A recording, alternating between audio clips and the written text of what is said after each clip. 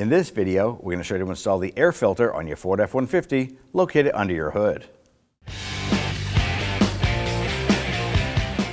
With the hood open, go ahead and locate the air filter lid. It's on the driver's side of the engine bay. And this has two plastic clips on it. You're just going to push out. Now what we're going to do is lift up and we're going to pull this towards the front of the vehicle because there's tabs on the backside that lock into the base. We're going to tip this up, pull it forward, and then lift it up. Now here's your air filter. You're going to pull this up and out.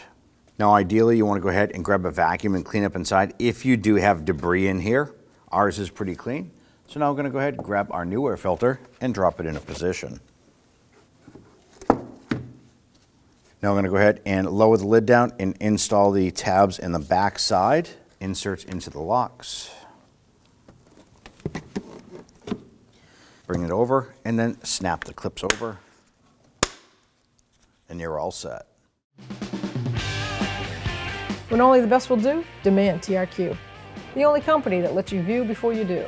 TRQ is committed to offering the highest quality aftermarket auto parts that are engineered for peace of mind. Thanks for using and viewing with TRQ.